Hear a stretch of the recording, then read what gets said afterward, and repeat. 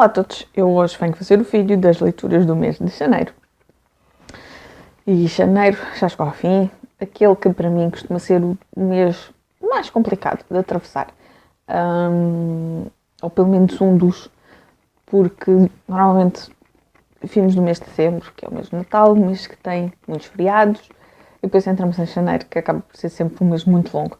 Mas devo-vos dizer que este mês passou muito rápido. Mas pronto, vamos então às leituras. A primeira leitura do mês foi então Sonata em Auschwitz, de Luís Valente. É o segundo livro que eu leio da autora. Eu li na altura quando saiu Uma Praça em Antuérpia e adorei. E desta vez, com o apoio da saída de emergência, li então a Sonata em Auschwitz. Eu tinha ficado logo muito curiosa quando vi que a Luís estava a escrever mais um livro sobre o Holocausto. E ainda mais entusiasmada fiquei quando soube que a saída de emergência ia editar. E este livro foi o livro perfeito para participar então nos projetos Leituras do Holocausto, que é organizado pela ISA no nosso grupo Leituras Partilhadas, no Goodreads, e ainda o Wall 73 da Dora. E foi muito bom. Eu vou começar aqui a falar um bocadinho da história, não quero desvendar muito.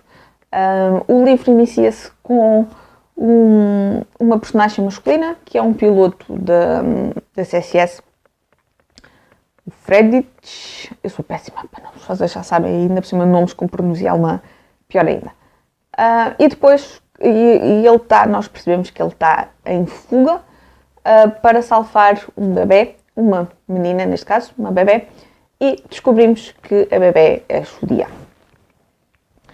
E depois encontramos também, já passado uns anos, eu acho que, eu não estou bem certa da data, mas início dos anos 2000, acho eu, uma portuguesa, Amália. Ela é portuguesa, mas o seu pai e a família do seu pai é alemã, portanto, tem aqui também sangue alemão. E vamos descobrindo aos poucos informações sobre o passado, quer da Amália, mas também dos seus familiares, da sua família paterna. E vamos ficando aqui a saber um pouco mais sobre a vida da sua família.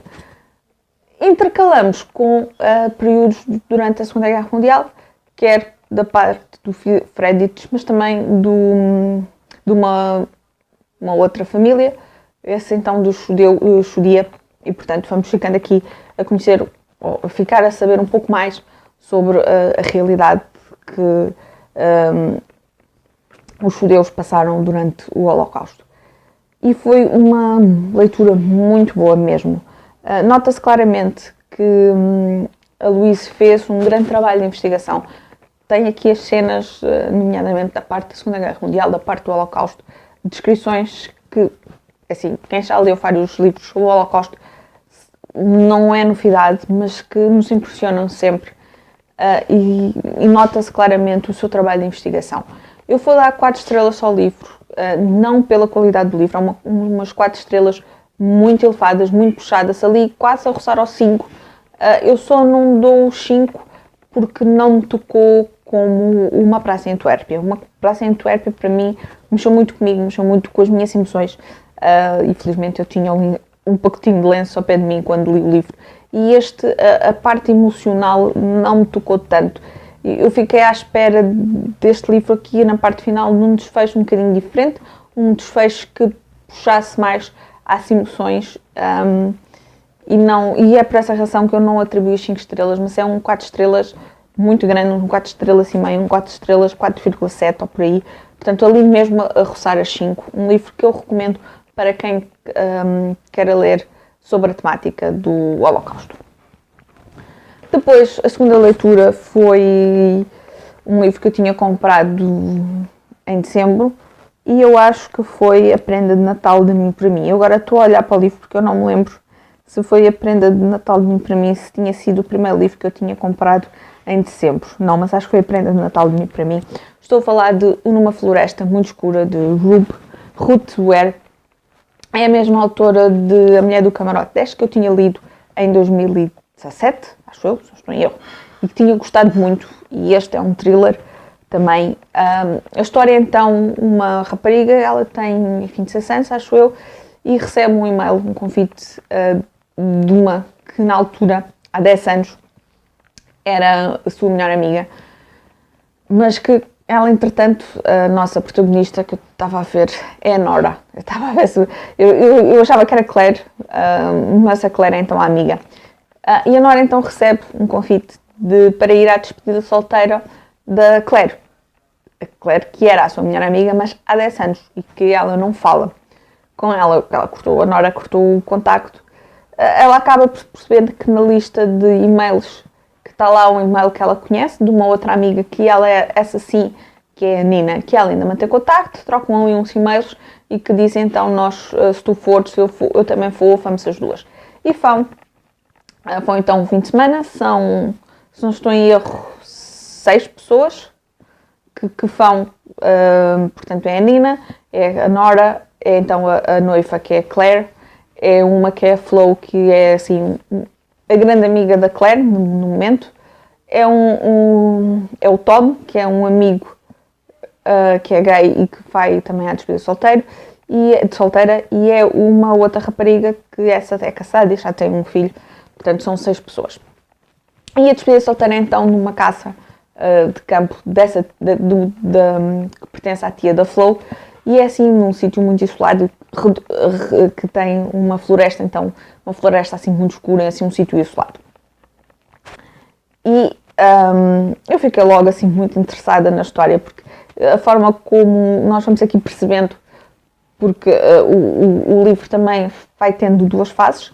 Tem então a fase de que a Nora, que nós vamos acompanhando a Nora quando recebe os e-mails e até ir, e depois durante esse tal fim de semana, e depois intercalando vamos ter pequenos capítulos, normalmente são de 1 ou 2 páginas, não dura muito normalmente, mas mais à frente são um bocadinho maiores, mas que não dura muito mais do que isso, em que já se passaram alguns dias, portanto já foi depois desse fim de semana, e nós percebemos que aconteceu ali alguma coisa, porque a Nora está no... Nós percebemos que aconteceu ali alguma coisa, e alguma coisa grave, então estamos a tentar descobrir o que é que aconteceu, e a forma, para mim, agarra-me muito à história. E já foi uma leitura que eu quase que devorei, e eu queria ler mais, e eu só leio nos transportes. Normalmente barco e comboio são viagens que no total, se eu ler meia hora é muito. Eu li assim meia hora, 35 minutos, assim um bocadinho às vezes mais puxadinho, mas não leio mais do que isso. De manhã e à tarde ou à noite, isto se não tiver boleia, porque há dias que eu saio muito tarde e consigo apanhar a boleia. Mas portanto, como eu estava a dizer, foi um livro que eu quando parava, eu só queria era que chegasse a hora de sair para poder continuar a acompanhar a história, porque eu estava mesmo muito agarrada. E gostei muito.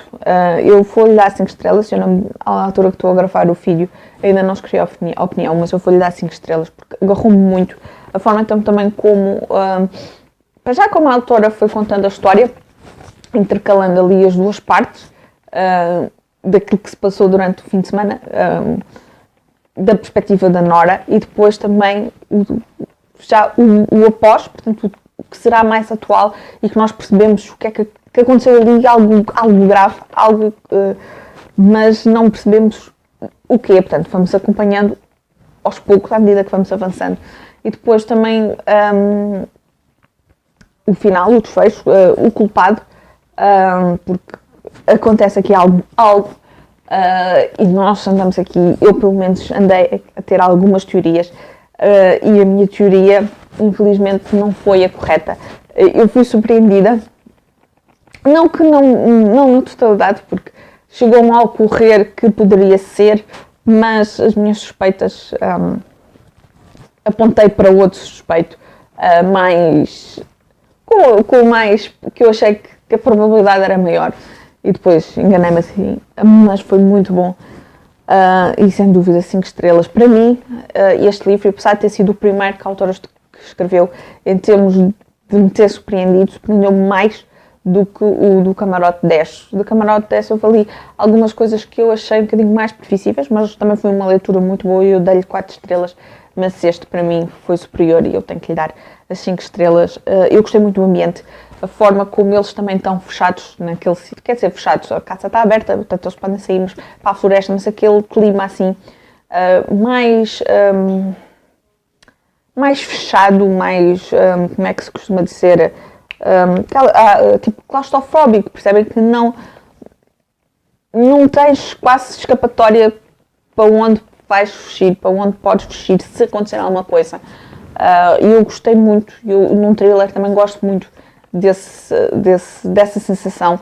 É uma forma também de nos manter alerta, e este é um livro que em termos de história, em termos de ritmo, não digo que tenha sempre o mesmo ritmo de suspense, mas que me manteve aqui assim muito, com o coraçãozinho assim um bocadinho apertado, em termos assim, eu sou uma cabufas, sou uma madricas, mas que assim os meus níveis de alerta tiveram sempre assim cá em cima, e isso para mim foi muito bom, 5 estrelas. A última leitura do mês foi Confissões do Inferno, um livro que eu tinha recebido da Elissa e da Dora, e era um livro que eu tinha muita curiosidade pelo tema. Eu ouvia falar que era um livro que relatava abusos sexuais da parte dos padres, portanto, da igreja, e eu tinha muita curiosidade por esse tema. Eu já tinha ouvido, e lá está, este é um livro que é um pouco, é assim, eu não acredito que haja livros consensuais, que acham um livro que toda a gente adora ou que toda a gente odeia. Isto na literatura é como tudo na vida, uns gostam, outros não gostam. Mas este era talvez daqueles livros que eu tinha ouvido opiniões mais díspares. Havia quem gostasse muito e havia quem não gostasse nada. E aqui pessoas no BookTube, temos vários exemplos de pessoas que não gostaram do livro ou que acharam muito fraco. Sei que a Dora não gostou, a Elissa também começou a ler e não terminou. O Hugo leu e também tinha achado muito fraquinho. E o Hugo também me tinha alertado que, apesar de eu ter curiosidade, para eu baixar as expectativas, e foi isso que eu fiz. E acho que o ideal para se partir para a leitura deste livro é irmos com as expectativas mais baixas possíveis, não termos expectativas nenhumas no livro. O segundo ponto é que eu acho que o livro é capaz ou quem nos passou a imagem que este livro se foca sobre os abusos sexuais da igreja, se calhar não passou a imagem na sua totalidade ou na sua verdadeira essência. Sim, temos abusos sexuais por parte de padres, mas eu julguei, ou se calhar foi um erro meu, eu julguei que os livros custam sempre aqui um bocadinho a pegar. Eu julguei que a história fosse mais que os abusos sexuais fossem efetivamente o tema principal. E acaba por ser um pouco... O assunto está lá, mas não tão... como é que eu ia tentar explicar isto? Não é relevante para a história, mas não é... Não tem tanto protagonismo como eu pensava que tinha. Eu pensei que nós íamos ter aqui cenas mais explícitas. Eu pensei que íamos... Estou com comichão. Eu pensei que íamos ter... eu não digo que assistir abertamente, porque isso poderia chocar alguns leitores, mas pensei que iríamos assistir ao tipo ao alfanço. Eu pensei que fosse um young adult, por exemplo, neste caso o nosso protagonista é um rapaz, é o Aidan, tem 16 anos, e eu pensei que, sei lá, que íamos começar a acompanhar a relação com um padre, e ele a frequentar a igreja, e depois a aproximação do padre, e depois chegarmos ao ato em si, portanto, os abusos e a forma como as pessoas iriam reagir. E ao fim e ao cabo, nós percebemos que existe ali qualquer coisa, ou que existiu ali qualquer coisa, mas não é... Só depois, mais para o fim, é que começamos a perceber então que sim, porque acaba a ser assim... Eu sei que isto está confuso, mas há abusos sexuais, mas não os vemos diretamente, percebem? Lá está, eu achei que o livro se iria focar nisso. E não, acaba por ser aqui também um bocadinho o relacionamento do Aidan com a sua família. O pai está ausente, deixou a mãe e foi para a Europa, portanto a mãe também é uma pessoa assim um bocadinho ausente. E ele também não se sente assim muito enquadrado nos jovens da sua idade. Acaba depois por conseguir ter amizade ali com um grupo de 2 raparigas e um rapaz, portanto eles são 4, e acaba por ser assim muito a vida dele. Ele também nota-se que tem problemas, que se mete nos comprimidos, e também ali abusa assim um bocado mais o Gaspar salta para a outra conta, mais na bebida, portanto acaba por ser assim, lá está, é um young adult que foca ali um pouco a vida dele. E nós percebemos que ele também nota que ele está afetado de alguma forma por o que lhe aconteceu. Mas eu sinceramente achei que, lá está, acho que as pessoas que passam que o livro é sobre abusos sexuais da igreja estão a passar uma ideia um bocado errada do livro. O livro não se foca nisso, ou não se foca só nisso, e não tem... é relevante, mas não tem o protagonismo, não tem a dimensão que eu achava que tinha, porque lá está, tal como eu comentei, eu achei que o livro ia acompanhar então diretamente os abusos sexuais que nos iam ser relatados, que a aproximação do padre, a pressão, e nota-se que o padre também faz ali alguma pressão, mas não era aquilo que eu estava à espera que fosse nesse sentido. Mas lá está, eu parti com expectativas muito baixinhas mesmo. Eu estava à espera que o livro me desiludisse bastante. E a verdade é que até me surpreendeu. Eu fui-lhe dar 3 estrelas, porque até já foi uma leitura muito rápida. Eu li isto em 3 dias, mais ou menos, acho eu, 2 dias e meio, por aí. Acho que foi 5 viagens. Acho que foi isso. Portanto, li isto mesmo muito rápido. A escrita também é muito acessível, muito fácil de ir acompanhando. E em termos de história não é má, não, só que lá está, não convém estar nem à espera que seja o super sumo, a última batata frita do pacote, mas não é mau. Eu digo-vos, eu fiquei surpreendida porque achei que tinha ouvido tantas opiniões negativas que, lá está, parti de pé atrás. Percebi que o tema não se foca exclusivamente nos abusos sexuais, é um bocadinho mais do que isso. Ou acaba por estar lá em pano de fundo, mas que não é então o ponto principal. E acho que se calhar quem não gostou, não estou a dizer que toda a gente, mas se calhar um dos motivos por não ter gostado foi se calhar iniciarem a leitura com expectativas altas e com uma ideia diferente do que é o livro na realidade. Portanto, acaba por retratar aqui a vida de um jovem classe média alta e com alguns problemas. Se calhar é um tema batido no young adult, se calhar, eu também não é um género que eu leia muito, mas até gostei. Portanto, muito obrigada, Elissa, muito obrigada, Dora. Foi uma leitura que me surpreendeu 3 estrelas. E pronto, basicamente, estou aqui a pôr os 3 livritos, basicamente foram então os 3 livrinhos. Ui, isto está aqui, assim um bocadinho em baixo. Os 3 livritos que li este mês de janeiro. Mesmo assim, foram 3 livros, não foram muitos, mas foram 3 livros e foram mais do que eu estava à espera.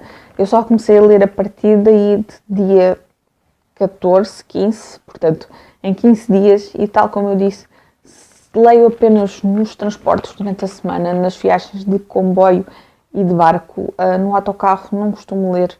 Eu antes lia, mas era o outro autocarro, ia por outro lado, portanto era um autocarro que fazia um percurso mais a direito. Estes autocarros agora fazem um percurso mais de cidade, portanto tem mais curvas, a probabilidade de enjoar a ler é superior, portanto acabo por não ler no autocarro.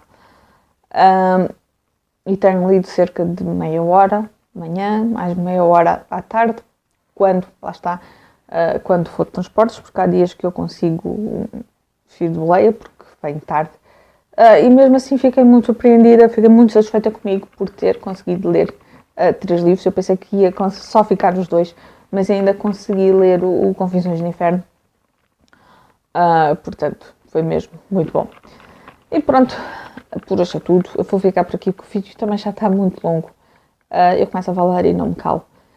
Digam-me se já leram algum, se destes três. Se não, se ficaram curiosos em algum, contem-me tudo cá em baixo. Por hoje é tudo, um beijinho e até ao próximo vídeo. Tchau!